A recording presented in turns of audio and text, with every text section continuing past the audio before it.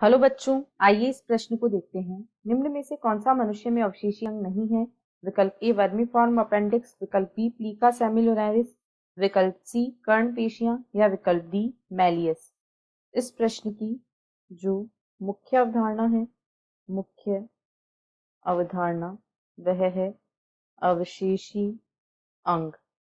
अवशेषी अंग, यहाँ पर हम देखेंगे कि अवशेषी अंग क्या होते हैं और दिए गए विकल्पों में से कौन सा मनुष्य में एक अवशेषी अंग नहीं है। ये ऐसे अंग हैं जो जीव के इतिहास में जो जीव के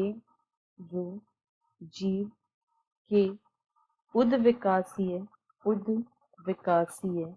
इतिहास में उपयोगी थे, जो कि जीव के उद्विकासीय इतिहास में उपयोगी थे, परंतु अब उनका कोई उपयोग नहीं है।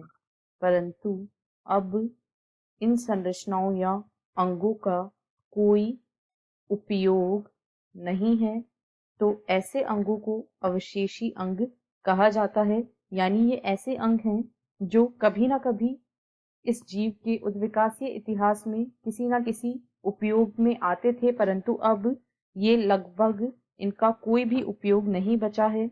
ये अवशेषी अंग कहलाते हैं। मनुष्य में लगभग 90 अवशेषी अंग होते हैं। मनुष्य में लगभग 90 अवशेषी अंग हैं।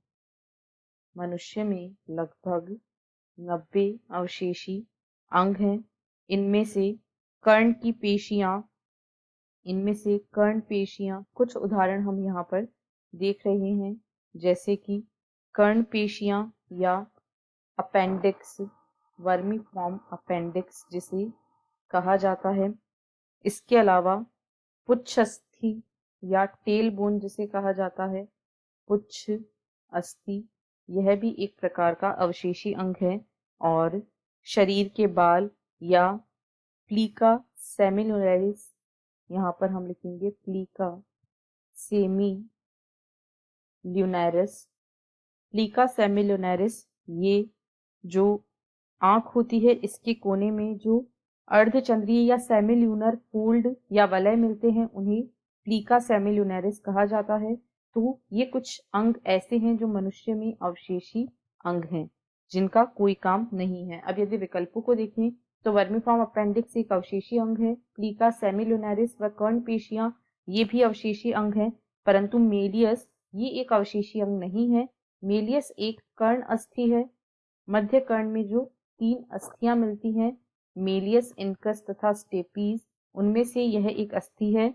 और यह जो टिम्पैनिक झिल्ली होती है या कर्ण पटह होती है, उससे यह कंपन को ग्रहण करती है, ग्रहण व स्थानांतरित करने का काम करती है। यह कंपनों को ग्रहण व स्थानांतरित करती है। अतः ये इनका अभी भी मनुष्य के शरीर में उपयोग है, इसलिए ये अवशेषी अंग नहीं है।